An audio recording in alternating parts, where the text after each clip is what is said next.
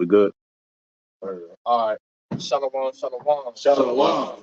Before we get started, we'll give all praise, honor, and glory to YAHAWAH, BAHASHAM, YAHAWASHI, BAHASHAM, HAQADASH. double honor to the apostles and elders, to great millstone who do well, and peace and blessings to the hopeful elect that preaches truth sincerely across the four corners of the earth. This GMS Cleveland. We got a special guest from Chicago, uh, Elder Big Guy, and it's the Purim. It came in last night. And today the second day, the 14th day according to the scriptures. And Lord, when we go just get started, but we could open up with that Esther, jump to the Esther 9, jump to the 15th verse. Because the Purim was going into what? It was going into the deliverance of the Israelites, mainly the southern kingdom, out of the hand of these other heathens, man. Because who was ruling that time period? The King Xerxes, Xerxes the first, or another in the scriptures he's known as Ahasuerus, and he was ruling, and you had Haman, which was a Amalekite, an Edomite from the tribe of Amalek. He tried to take down the Israelites. He tried to destroy the Israelites, man, because he caught a temper tantrum that because Mordecai went and bowed down unto him. So basically, just to sum it up, hey, the Lord had the Israelites go to war with those heathens that was going to take down the nation of Israel, and hey, deliver the heathens into their hands, man. But you grab it. This is the book of Esther, chapter 9, and verse 15. It says, "For the Jews that were in Shushan gathered themselves together on the 14th day also of the month of Adar." And and this the foreshadow of things to come, man, because that's what's going down now. Hey, Esau, Edom, but we call him Brad, but Esau, Edom, he want everybody to bow down to him now. That's what his whole new world order is about, man. And what's gonna happen? He gonna come down with great wrath, and try to take out the Israelites, but specifically aiming towards the elect. But that plan is not going to work. It's going to come to naught, just like it did in the time of Esther, man. The devices that Esau had set up then came to naught, and that's the same thing that's going to happen now, man. Yeah, let me just throw this one, slide this one in real quick. This is Romans 8 and 31. What shall we then say to these things? If Yahweh be for us, who can be against us? So, hey, with the Lord on our side, man, we were just going into, fearing out, pretty much worrying about nothing, man. Because hey, if the Lord is with us, man, we straight, we good. That's right. With the fear of the Lord comes a sense of invincibility, right? You're invincible to the things that the world can throw at you because you got your fear in the Lord, man. This is my forefather, King David, Psalms 3:6. I will not be afraid of 10,000s of people that have set themselves against me round about. Arise, O Yahweh, save me, O my power. For thou hast smitten all my enemies upon the cheekbone, thou hast broken the teeth of the ungodly. Salvation belongeth to the Lord, thy blessing is upon thy. So that right there is saying, that's my forefather David.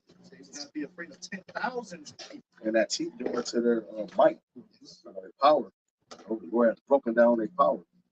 So he did it in time past, he's gonna do it again, man. That's right. Go ahead, brother. You got it, bro. It says, and slew 300 men. This is back in chapter 9, verse 15. This is and slew 300 men at Shushan, but on the prey they laid not their hand. Verse 16. But the other Jews that were in the king's provinces gathered themselves together and stood for their lives, and had rest from their enemies, and slew of their foes 70 and 5,000, but they laid not their hands on the prey. And see, you always had a remnant that stood for the nation, man. And because you got a lot of cowards in Israel, a lot of sellouts that just go with the flow of whatever the heathens got set up. But you always had a remnant that stood up for the nation, even in the time of hardcore slavery.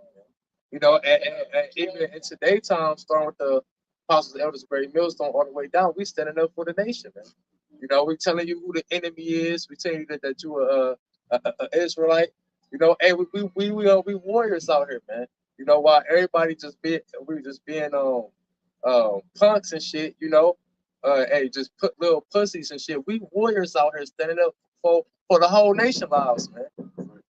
To say that the Lord has observed 7,000 men that have not bowed deeply in the wall. You know, like the first saying, there's always been a remnant that stood stiffly for the name of the Lord. You know, even at the time of Nebuchadnezzar, you know, Ashar and Mishael didn't bow when those sound when it came time. Yeah. They didn't do that. Show. You know, they still stiffly. You know what I'm saying? These are the same things that the elect is doing right now. Right. And some spirit is mentioned very stiffly. It's actually mentioned of the second chapter. Lord, Savior, YAHWASHI, Ashar, as we on the second coming, come back to the tree, and I use the better word, to redeem the elect of Israel and the Negroes. I see them big and see them, the Father coming with the reward for those individuals that feel so stiffly for the name of the scripture. So you got certain brothers, they gonna say, oh, right. Because Mordecai, he's a prime example. We going into the Purim right now, right? Mordecai, he's still stiffy. He's still stiffy. So you better believe Mordecai, he's one of those elect. You know what I'm saying? I guarantee. You see what I'm saying? Mordecai, he's one of the elect, and he's still stiffy. You know what I'm saying? Because even Mordecai, he was mentioning about how he wasn't doing it out of pride. I got it. It's Esther chapter, the editions of Esther, Yeah. Apocrypha, chapter 4, and I'm gonna start at verse 10. It said, "For thou hast made heaven and earth and all the wondrous things under the heaven. Thou art Lord of all things, and there is no man that can resist thee, which art the Lord." Verse 12. Thou knowest all things, and thou knowest, Lord, that it was neither in contempt nor pride, nor for any desire of glory, that I did not bow down to proud Haman. Yeah. Speak on that. Right, he did it because he reverenced YAHWAH, BAHASHAM, YAHWASHI, first and foremost, man. Okay, it talks about in I believe Psalms 118 that basically not honoring, not so like it's escaping. Right? Psalms 118. We'll say not trusting man. Yeah, Use the word trust in particular. I think is that Psalms 118, like 108, 109. Oh, you're right. Yeah. Get it for the brothers. So my confidence that. That's it. For that confidence. Yep. I got it. Bring it out. This is Psalms 118:8. It says it is better to trust in YAHWAH, BAHASHAM, YAHWASHI than to put confidence in men. Right. Obviously, Haman wanted what? He wanted worship. And Mordecai knew that. And he worshiped YAHWAH, BAHASHAM, YAHWASHI rather than man. That was the thing. All right. And we come in that same spirit because Esau Edom, he want us to bow down to his MOTB. That's what he's going to come with. You know what I'm saying? So in a sense, we're spiritual Mordecais. Yeah, like what I said, Mordecai is a prime example of standing stiffly. Matter of fact, look at the word stiffly. Like a pillar. You know what I'm saying? Because that's what it is in relation to Mordecai and him standing stiffly. That's like a pillar, bro. Go ahead. It's Jeremiah 17:5. It says, "Thus saith the Lord, cursed be the man that trusteth in man, and maketh flesh his arm, whose heart departed from the Lord." All right, we got a lot of our people that's in that spirit. All right, but like the brother said, Mordecai, he wasn't in that spirit. You know, he trusted in the Lord with all his heart. Just a little bit more on this edifying. Verse 13, additions of Esther, chapter 4, verse 13. It says, "For I could have been content with good will for the salvation of Israel to kiss the soles of his feet." It said, verse 14, right, because obviously him not bowing down, that's what made Haman attack all of Israel. So he's saying for the salvation of Israel, if I had known that this would have come to this, I would have did it. But it say verse but it was all the will of the Con. it had to play out, right? Play it out. Because that was, you know what I'm saying, for the promise. And that goes to show you how our people actually loved our people then too. Right, because even Apostle Paul, he said something similar to what Mordecai said in relation to YAHWASHI. Somebody would have been a curse, roughly paraphrasing for the nation. You know what I'm saying? So go ahead. It says verse 14, but I did this that I might not prefer the glory of man above the glory of Yahweh. Neither will I worship any but thee, O Yahweh, neither will I do it in pride. So, you know, we humbly serve Yahweh Bashim Ashar with full confidence, which is faith. Instead of doing it in pride, instead of doing it in pride, he did it in fear. Yeah. Right? That's what urged him to, he feared, the Lord more than he feared their king. Yeah, Paul, I was lucky, not Paul. It was during the time of the Acts of the Apostles. Peter during the time of the U.S. obey. Yeah, I read that, and then we're going to get the precept that part. Started 27. It says Acts 5:27 says, when they had brought them, they set them before the council, and the high priest asked them, saying, did we not straightly command you that you should not teach in this name? And behold, ye have filled Jerusalem with your doctrine, and intend to bring this man's blood upon us. Then Peter and the other apostles and the name, mentioned the name that they was mentioning. YAHWASHI. YAHWASHI. YAHWASHI. That's the name they were preaching. It said, then Peter, Acts 5:29, then Peter and the other apostles answered and said, we ought to obey Yahweh rather than men. There it is. So that's the position that Mordecai was taking. That's the stance that he was taking against Haman the Agagite. See? Right. If that motherfucker went and be around and we went for a football, then he put the thing in flight. Like the Lord told us to do. You see what I'm saying? So go ahead, Bakar. What precept you had? This is Esther chapter 9 and verse 17. It says, on the 13th day of the month, Ashar, and on the 14th day of the same rested day, and made it a day of feasting and gladness. Verse 18, it says, but the Jews that were at Shushan assembled together on the 13th day thereof, and on the 14th day thereof, and on the 15th day of the same, they rested and made it a day of feasting and gladness. That's it, right. Because that's what's going to be the truth. You see, this is a high holy day. You know what I'm saying? Majority of our high holy days, that's what they consist of. You know what I'm saying? The liturgy. You see, go to the word liturgy, it's like a public ceremony, like a ceremony that you do. So it's going to be, you see, it's going to be a feast, man. Right, because the scripture talked about it. It's a feast right now. Right. You see what I'm saying? No? I'm just saying that's like that's a part of the ceremony. Yeah, and in particular, I'm referring to the wedding, the wedding ceremony. You go into the ceremony in Matthew 22nd chapter, go into a wedding feast. That's what it is. The Lord mentioned that in Proverbs 9th chapter. He killed this. Well, that's in Matthew's the 22nd chapter. It's also mentioned in Proverbs the 9th chapter. You got this and that, the sides, and so on and so forth. Go ahead, though. This is Esther chapter 9 and verse 19. It says, therefore, the Jews of the villages that dwelt in the unwalled towns made the 14th day of the month Adar a day of gladness and feasting, and a good day, and of sending portions one to another.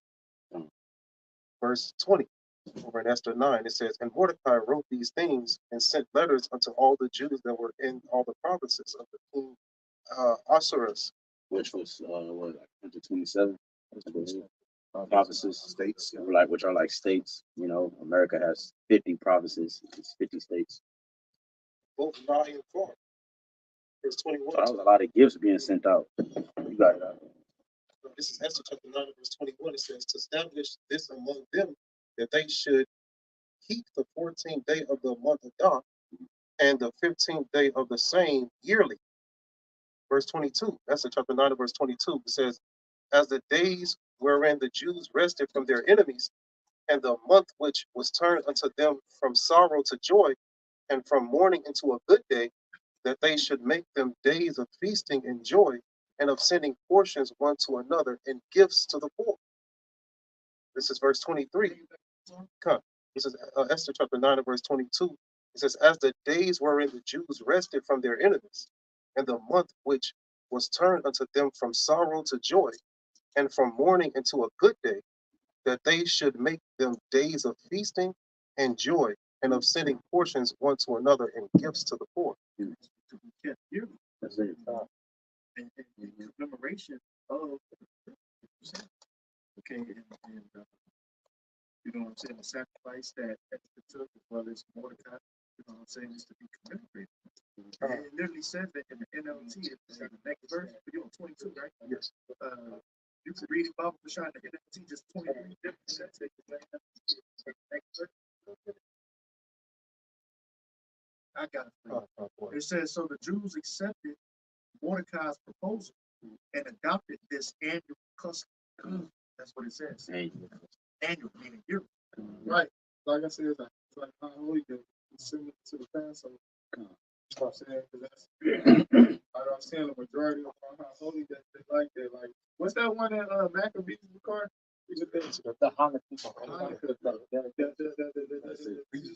dedication, the temple, the temple, you know what I'm saying? So, majority of our High Holy Days, they like similar. You know what I'm saying? And also to mention too, we talk about it's in judgment about chapters a lot.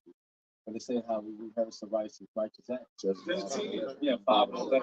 I just read it the other day, but yeah, Judges 5:11. Bring it up. You know, because right now, because right now that's what we're doing. We rehearsing the righteous acts. But in the kingdom, we go keep all the high holy days perfect, man. And it's gonna be new high holy days, man. Because this is what we gonna do when this place gets destroyed.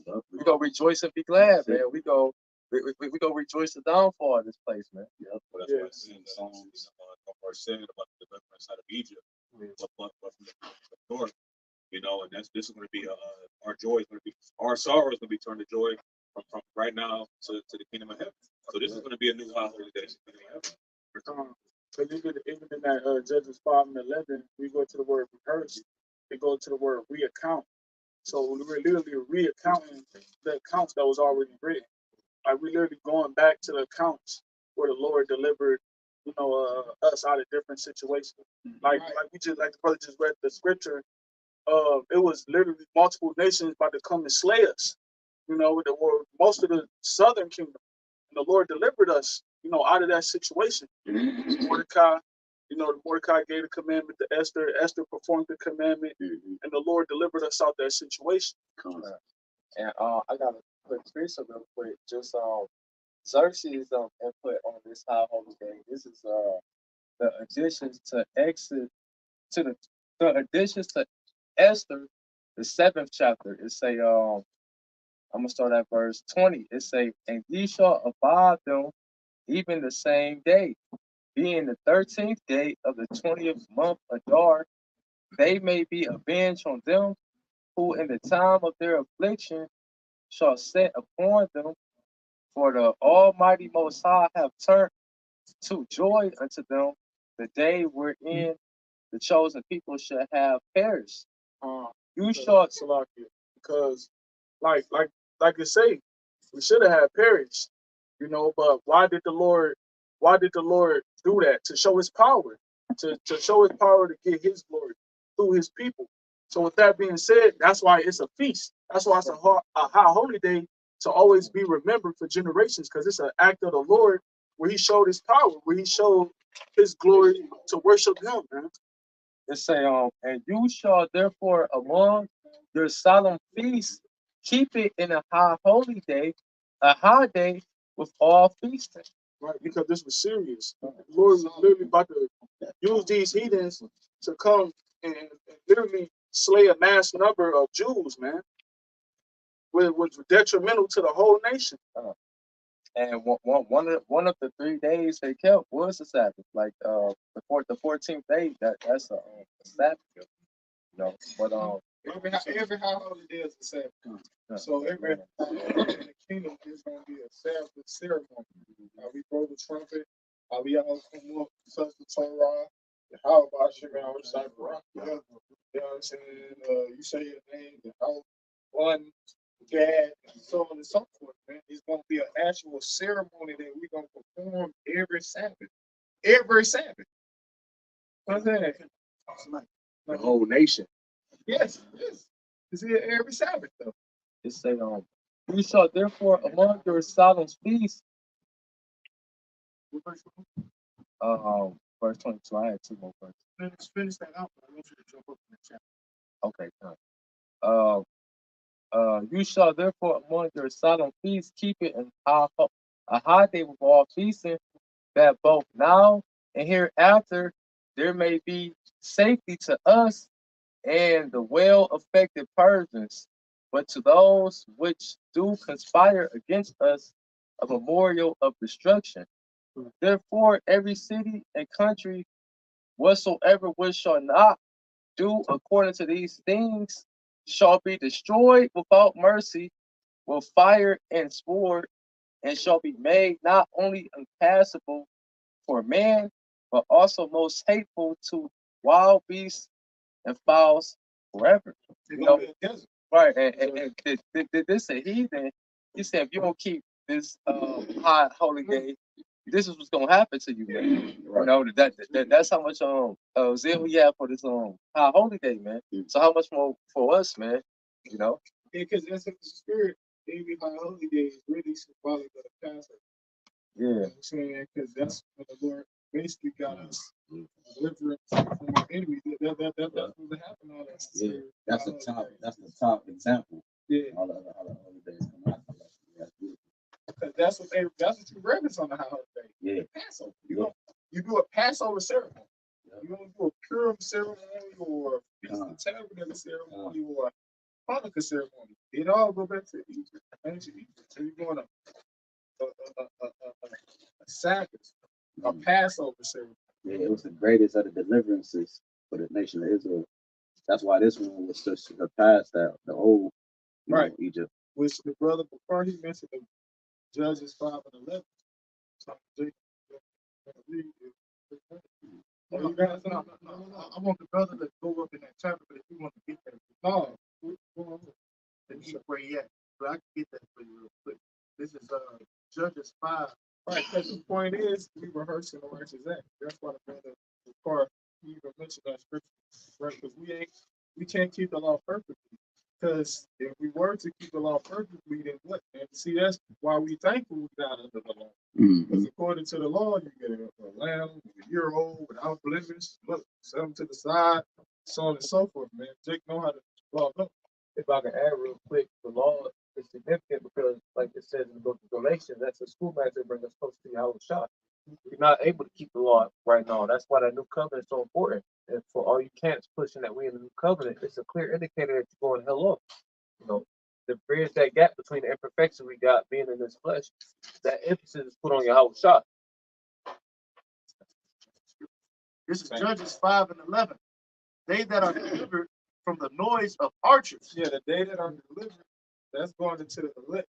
Because that's who is going to be delivered from the noise of archers.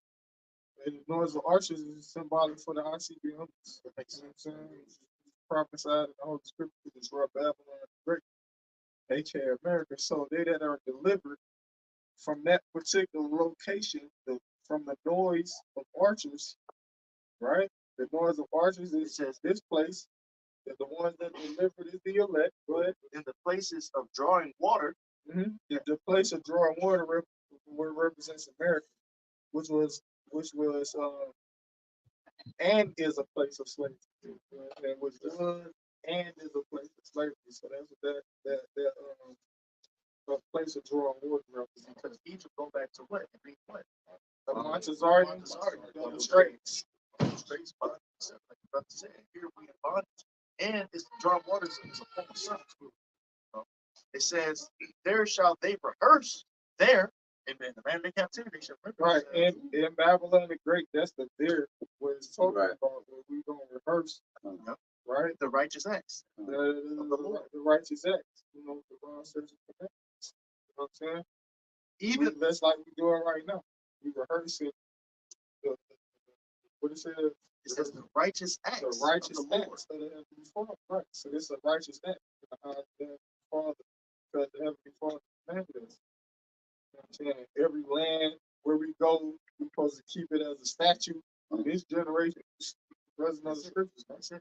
It says, even the righteous acts toward the inhabitants of his villages in Israel, then shall the people of the Lord go down to the gates. And what I was going to say, when you rehearse something, you're doing it so that you can reach perfection, which the kingdom is when we're going to reach perfection. It's like a movie producer. We're going to rehearse it to the actual movie day. Right. They're going to play it all through. Right, because that's the scripture you say that right. Because that's what the apostles don't say. That's why we, even though we peasants, we being taught how to think like royals. You know what I'm Right. saying? Which is it's like really a rehearsal, even in that. You know what I'm saying? In that area. You know what I'm saying? The way that we think. Because that's how we gonna be thinking in the kingdom to the Lord, preparing us for how we go for rulership. Just when we rehearsing how to think, this is how you're supposed to think. Right. Right. Because what does our thinking consist of? A ruler class mentality. That's right. You know what I'm saying? This is the word rehearse. In the Hebrew, it says to recount, rehearse, tell again. It says celebrate, praise, commemorate. Okay? So, like the brother said, that's what we're doing. It even says in the Edabon to practice. And each time you do, that's what we're doing. You know, to practice. That's what we're telling it to the youth that's coming up, so they can be taught it. You see what I'm saying? The new believers and those that's coming into the fold. Okay, and like the brother said, it's going to be commemorated each year, annually. Like even the scripture you just poured out, that was Deborah literally praising YAHWASHI, right, for delivering the Israelites out of another situation where we was into it with the Canaanites and shit. Yep. So with that being said, it's kind of like the same situation had Mordecai and Esther, and we just brought on in Judges with Deborah and Barak. But the Lord used Deborah and Barak just as well to deliver us out the hand of the Canaanites. Yeah. And then Deborah, she prophesied really, when that verse she prophesied. So every high holy day is the Lord delivering us out of the hands of our enemies. Man. Yeah, because Barak, he was like the general. He was in control of the army. Deborah, she kind of like put things together to I gotta go over there. It's spirit. Every time I take the position and stuff. Hey, I wanted to add to the brother to his definition. He said rehearsal, it says practice for a later public performance. Like, practice for a later public performance. Right. And that later public performance is when we perform in front of the other nations in the kingdom. All right. Salakia. Jay bringing out the Salakia.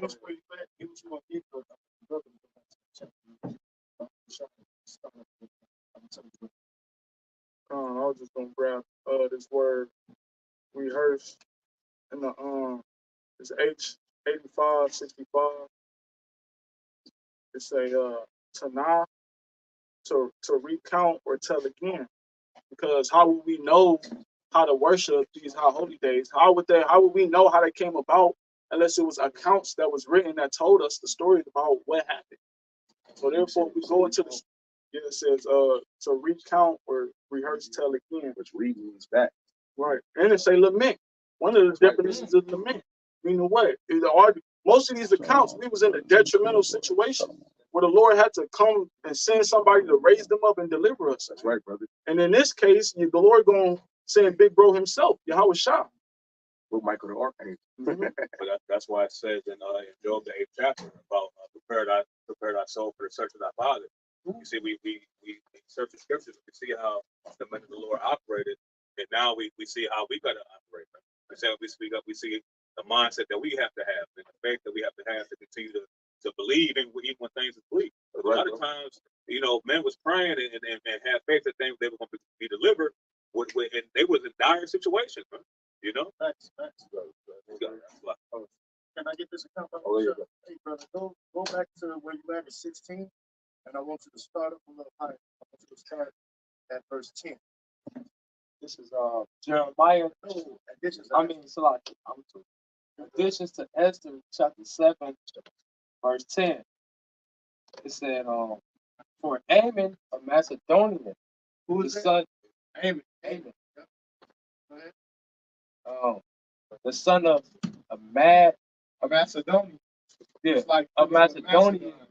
Just like Alexander, because they was all relatives. They was all of the same lineage, the same bloodline. I'm saying that Agag and Ammon and can't even mention that. And, you know what I'm saying? They all of them was Edomites, man.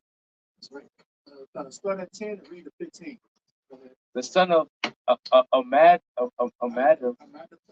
Amadada, being indeed a stranger from the Persians' blood, a far distance from our goodness, and as a stranger received of us, has so far forth obtained the favor that we show towards every nation, as that he was called our father and was continually honored of all men, as the next person unto the king. Yep, keep going.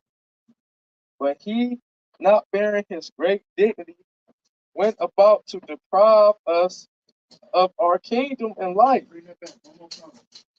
But he, not bearing his great dignity, Yeah. went about to deprive us of our kingdom and life. So this is what he set out to do, to deprive the Israelites of our kingdom and our life. Trying to cut us off, like it says in Psalm 83rd chapter. Okay. I was gonna say because when you read Micah the second chapter, it said he oppresses a man in his house, even a man in his heritage. Right. You know, so even though it mentioned that he was honored of all men, he sat next to the king. It said what? But he not bearing his great dignity of our life, our kingdom and our life. Man. That's the same statement Brother Thunder said when he came in. He tried to cut us off, man. He want to kill me. You know, that's what he's trying to do, and that's what this devil's trying to do again today. Right, because that's the dude Xerxes, Xerxes the first, the brother said he was a Persian.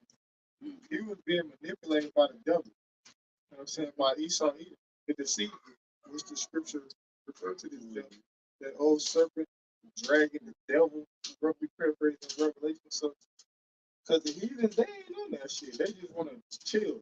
They ain't on that. You know what I'm saying? And that right there show you that was Esau, man. Because what did he say? He manipulated them, right? Because when you go into the book of Esther, right? Haman basically he was trying to manipulate him, right? Because and that's when the Lord had deceived his ass, because he had King Esther told him and only the king come to a feast for you. He thought he was somebody, right? That nigga really thought he had the motherfucking gallows, the thing 50 things high, ready to hang Mordecai, because he thought he was about to get honored. Just like when he thought he was about to get honored, when Xerxes was asking him, what did you do for an individual who saved your life and who did this? He was like, I'll give him a gold chain and walk him by the thing in the horse. Yep. I said, yeah, that was all for us, man. You know? Exactly, and that's what ended up happening. All that ended up going up Mordecai. He thought it was for him. Keep reading. Keep reading. Right. Yeah, because with his sons, because that's what you do. You get rid of the lineage. Everybody that pit against the wall. Yeah, there you go. All the sons. That's what you get rid of. Get rid of that line, which the line didn't go away because it was obviously other Edomites on the planet. But the point is, that's how you do it. Exactly. The Lord killed him and his family. Yeah. Against him. But yeah, verse 13, it says, having by before and cunning deceits. It's like having by manifold and cunning deceits. Talking about him. Sought us the destruction as well of Mordecai. It say, who saved our life, and continually procure our good, as also a blameless Esther partaker of our kingdom with their whole nation. For by these means he thought finding us destitute of friends, to have translated the kingdom of the Persians to the Macedonians. Yeah, that's what Xerxes was talking about. This dude. Huh? That last one, please. Verse 15. Verse 15, it says, but we find that the Jews whom the wicked wretch have delivered to utter destruction are no evildoers, but live by most just laws. Right. And that's talking about us. Because everybody on this planet Earth, especially the heathens in particular, that's gonna happen again. Because that's what Esau's doing. He put out a proclamation. Well, at least if he ain't doing it, he doing it though. The 20 summits and the motherfucking the international laws and these motherfucking maritime laws and all this. You know what I'm saying? Read that part again. What you read? It say, but we find that the Jews right? whom this wicked wretch have delivered to utter destruction, The Israelites, right? are no evil doers, but live by most just laws. Right. Right. So everybody gonna come to the realization in particular, like I said, the heathens. And that's what's gonna make them point to figure out this different. Because you're really the problem. You're really the culprit. You the problem. They gonna come to the realization, well, hold on. They said, hold on. Or that read. Like I've been putting in the group meet. When the brother say some shit that I say that shit read. This shit like this shit read right here. You hear what I'm saying? So don't be women on women relations. The heathens coming to the realization, they're like, that shit read. That shit read. You know what I'm saying? Oh, no women over men, that shit read. Because the heathens, they promote that in their country already. They promote something. They hold like some of our laws dear to them already in their land. They already believe in patriarchy. See, this society right here, this society is a matriarchy. That's the right. That's the right. That's what they do. Yeah. And if I can add to you, it mentioned they called the laws just. Yeah. Okay. Which just means righteous. That's it. That's another word for righteous. The word just. We're talking about use a just lot. For an example, righteous lot. That's the word just going to like righteous. Got that other scripture that talks about the just shall live by his faith. Yeah. You know. Yeah. So just adding to the brother point, he said that there are no evildoers but live by most just laws. Okay. And so, like you said, the world is waking up to that you need to adhere to the scriptures, man. All right, they're waking up to Esau being the culprit, the problem. Okay, what's the scripture first? The hammer of the whole earth. Okay, hold on, let me get that next person that you got. And this brother got a precept too. Hold on, get 16 and then go ahead.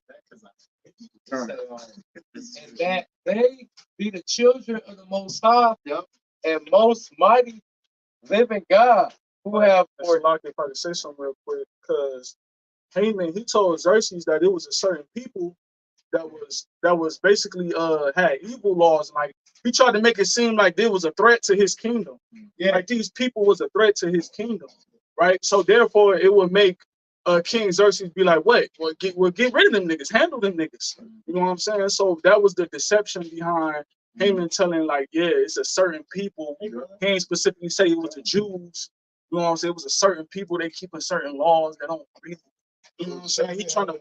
So like, go ahead. Secondly, what happened when we're building the temple, we're building the wall. Right. They go, that is like, man, do you not read the records that they get to, they get to do what they're gonna rebel. Right. All right. So Esau a real thing that is just coming back to our power.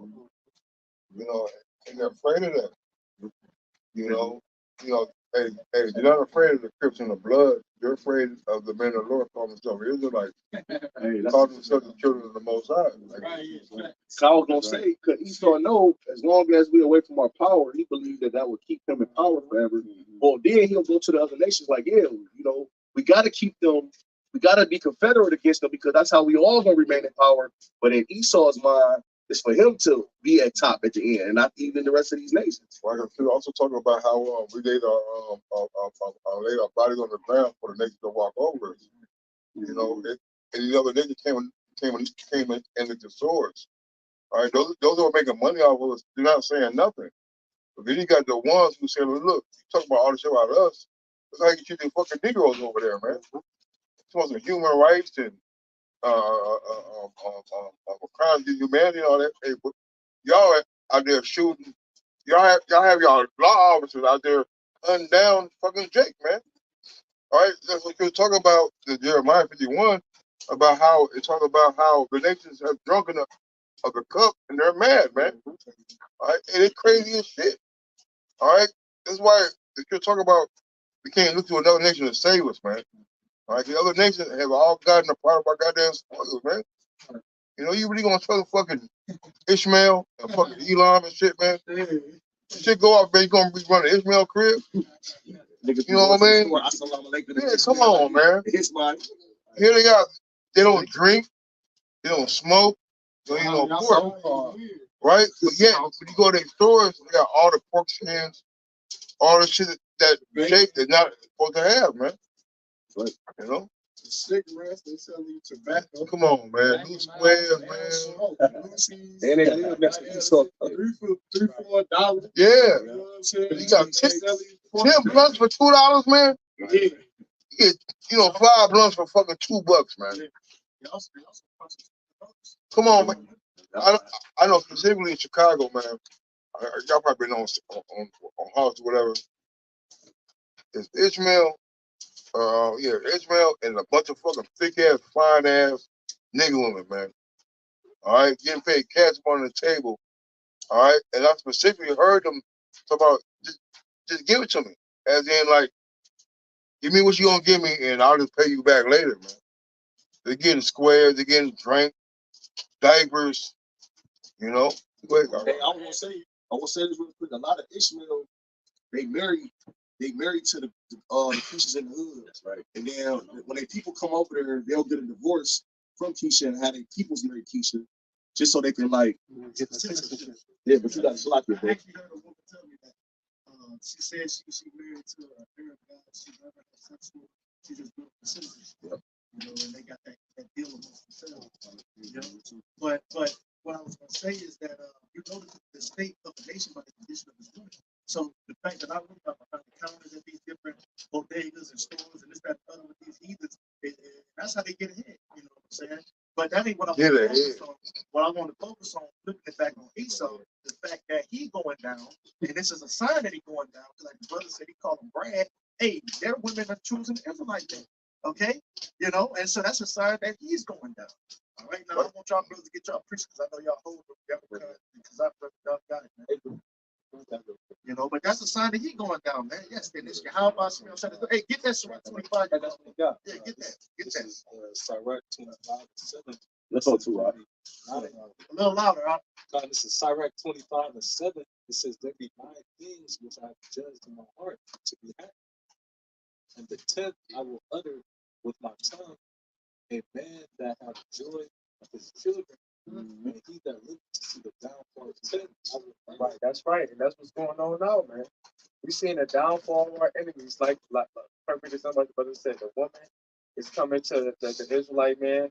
You know, the economy, you know, it's trash.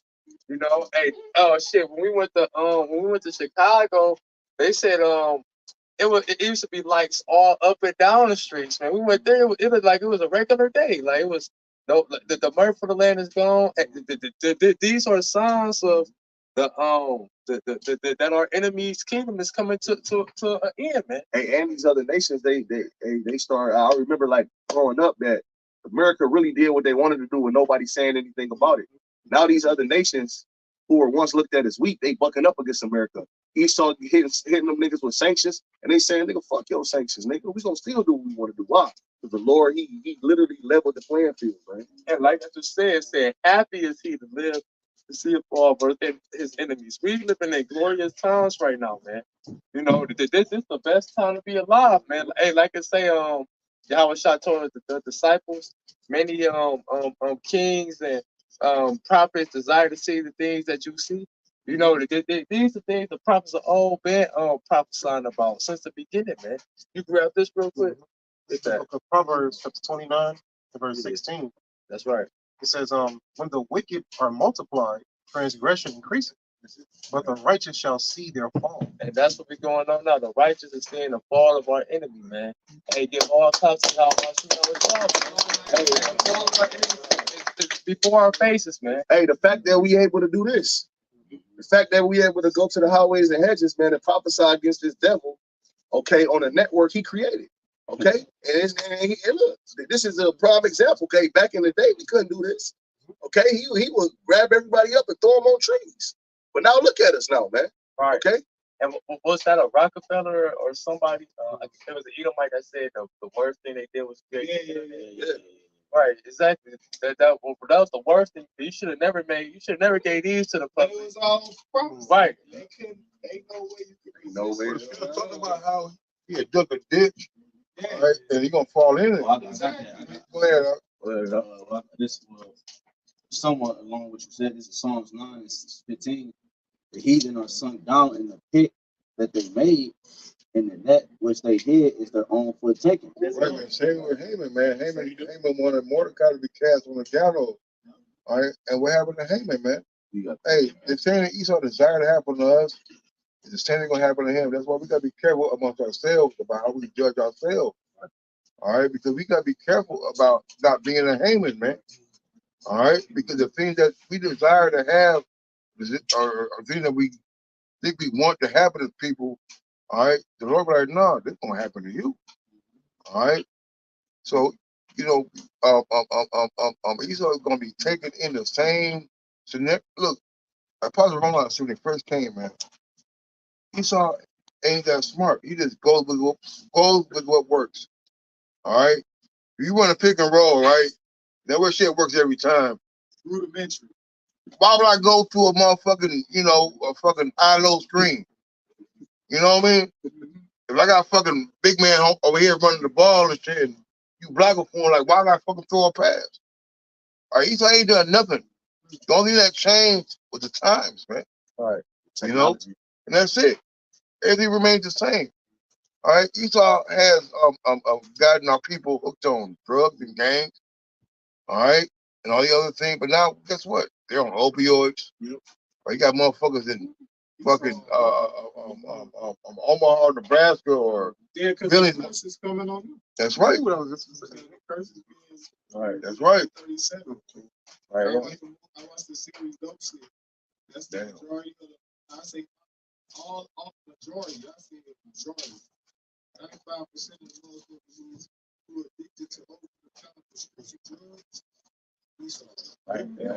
Hey, you know what? And then I'm talking about these strong potent drugs, like what's that one drug? Fentanyl. Yeah. Valium. Not Valium. It's another drug. It started with O. Yes, Oxycontin. You know what I'm saying? Oxycontin. You know what I'm saying? That drug right here. Esau is predominantly addicted to it, right? But you have certain Jakes that's addicted to it, right? But guess what? You watch the series, the Jakes are the only ones who break the addiction. Edomites couldn't. They too weak. The Jakes. So I'm like, cause when I see this shit, I'm like, damn, that's spiritual. So hold on. All you motherfucking Edomites, y'all going to rehab, leave a rehab, go back to use that shit, go back to rehab. There's a Jake, he just stopped on his own. Right. They'll sit there and send your send their children, all right, or whatever, to fucking male clinics and Betty Ford clinics. Hey, that shit cost like a college tuition, man. All right, but you got Jake, and they were like, damn, I lost my wife, I lost my kid, and they'll stop. They don't need no goddamn $30,000-$40,000 to go to an in-house outpatient treatment to get right, you know? Yeah, because that's a testament to the prophecy about us. One people shall be strong. That's just a testament to the prophecy about Israel. Man. Just be stronger mentally, physically. I ain't gonna lie, I wasn't wooed, but I'm like, yo. I was like, kind of like, yo. Yeah, Jake, we know how to do that shit. All y'all Edomites, y'all strung out on that shit. Jake coming up talking to them. He's like, yeah, I got a bit. Y'all still stuck on that shit. Well, Even with the weaponized drug that they fucking use against me. The crack epidemic. You motherfuckers now look. And now y'all hooked to opioids. Jake off that shit. Jake don't smoke. That's a small number of niggas who smoke crack now. Because they seen the effect of what it did to their parents. You know, they seen what it did to their community. And a lot of Jake, you know what I'm saying, that had their parents that grew up in Central that participated in that. Hey man, they didn't want to emulate that, man. It was frowned upon, so to speak, man.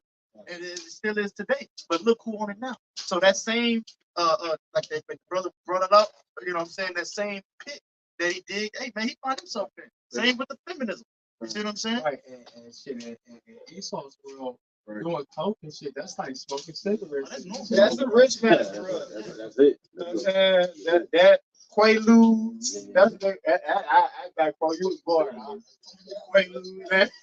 That back folk, that brother car boy got down the Quaaludes. But you know what a Quaalude is? That's a prescription. It's a prescription. It ain't a motherfucking shit that a nigga pressed up and mixed together. These niggas is selling that shit over the counter. It shows you that it's not a Jake problem, because Jake ain't barely got a fucking insurance, man. Right. All right, Esau really go to fucking Esau to get his goddamn prescription drugs, man. Right. You know, if Jake got a fucking live, you know, like, oh, this is a pain level 10, you know, for them to get shit that's gonna heal them, man. Esau is going, hey, just give me this, man. And they're gonna give it to him. If I may, and you could tell by the words that he's a damn devil. When we was under that shit, it was war on drugs, right? But now when he's under that shit, they need help. You know what I'm saying? They need to go to hospitals instead of prisons. You know, it's a damn devil, man. It's a crisis for them, but it was a crisis for us, though, man. You know, but they didn't see that. They wanted to put our ass in jail, man. Well, all of that, the heavy part I forgot. Yep. Ecclesiastes 3:15, he required that we was passed. Yep. So all of that, those different trickeries and traps he tried to snare us in, hey, just like we keep going back to this account, he's going to fall there, man. Go ahead, This is Sirach, Ecclesiastes 27 and 26. The point is in 29, it reads, whoso diggeth a pit shall fall therein, and he that set up a trap shall be taken therein. Because I want to say this too, and this is facts. When you go into the history of opiates, how did it come to America so hard? Because at one point in time, Jakes was addicted to opioids in like New York. But then in 2001, 2002, opioids hit America hard because he went over there to Afghanistan and brought it back and put it in the Jake's communities. All right, but he thought it was going to destroy Jake. And I was just talking to this Edomite chick. She just turned herself into a clinic to try to get clean. But they found she was just doing opioids right before she went in, she said, and they found a trace of this chemical. It was on my mind what the chemical was that they found in their system. But and that chemical is used to put down dogs at a vet. Well, hey, you got fucking Esau taking fucking elephant tranquilizers, man. Horse tranquilizers, man. All right, like what niggas you know who are like, damn, I'm taking fucking drug that fucking knock down the elephant. And then what's the name of the stuff that they put into all restaurants? Because I think it's called Narcan. Like, you know, to where, because so many Edomites overdoses, so we're gonna have it on hand. Yeah, to pretty much revive them. But that's shot of adrenaline. Yeah. That's what Narcan means. But that goes to show you, man, like I said, you know, these Edomites are falling. I was gonna say this too, because I had worked with a lot of Jakes that you could tell probably used, or they'll tell you they used, but they on the Jake, see, Jake don't let it stop them from doing their job. Esau don't work off that shit. Esau be done. He be in the streets with it. You know what I'm saying? But like the brother said, one nation stronger than the other. Yeah. Right, because we're talking about how Esau talking about he's too proud to beg, and the jig he can't. All right, Esau ain't built to handle stress, man. All right, that's why they turn to drugs, man. All right, jumping off buildings, man. Hey, wait, that's why he went and found slaves. You can't work, man. He can't do the work. Come on, man. Esau ain't cutting no grass, man. That son too. He ain't climbing up there, trimming down. I mean, look at Cain when he was crying to the Lord. Yeah. This is too much for me to bear. Come on, man. And guess what? The Lord took the spirit on him to make it. Hey, look, Esau with the red pottage. I'm home. I'm saying. I'm sorry. Get some closing precepts, brother. Go ahead. If the go upside his head, he make it through it. What is it, Revelation 2? They call it what? A rod of iron. Who got some precepts? The brother was he was still trying to read it. 27, so start right 27 and 27 and 27. He that worketh mischief, it shall fall upon him, and he shall not know whence it cometh. And Esau, he cast the words of Yahawah behind him. The words of Yahawah is not in all his thoughts, man. So therefore, he's outside the temple. He's not gonna do the things that's that's pleasing to Yahawah. So therefore, he's not gonna know when the destruction cometh, because he's gonna be the one that fucking do this shit. You know what I'm saying? And it says 28, mockery and reproach are from the proud. We know Esau is the proud, man, according to the scripture. But vengeance as a lion shall lie and wait for them. Man. 29 is the point.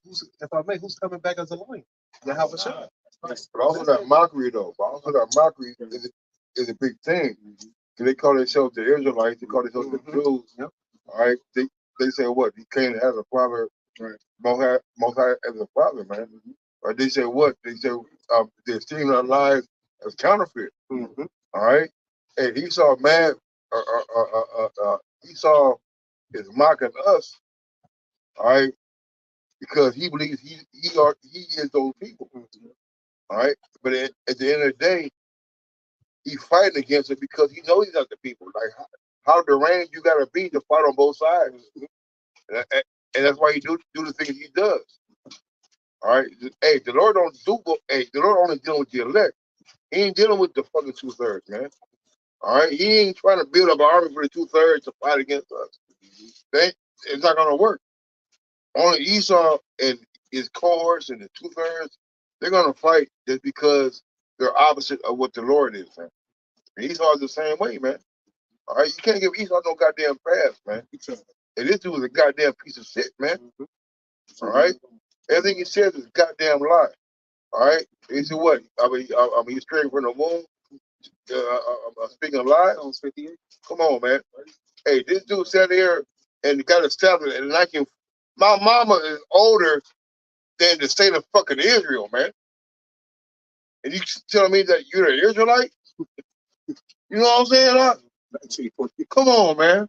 My mom born in 1948. You mean tell me that you're an Israelite in 1948 when my mom was a fucking Negro then? But you're still an Israelite? Make it make sense, man. I'm about to close with this. Yep, go ahead. It's Jeremiah 50 and 24.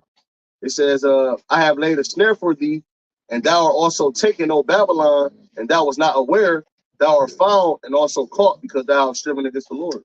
So ultimately, that the Lord, Esau been in a snare since he received the blessing. That's it. All right. He received the sword as his blessing, man. That was the snare right there, man, because man, you live by, you die by it. So hey, man, the Lord got this devil in a trick bag, and guess what, man? He's gonna be found, man. Ultimately, because he have striven against Ashar. So hey, close on that. So Lord, one set up bound with that, we'll close out, give all praise, honor, and glory to YAHAWAH, YAHAWASHI, HAQADASH. Double honor to the Father, the elders, the great millstone. Peace and blessings to the hopeful elect. With that, Shalom and Kwam Yasharala.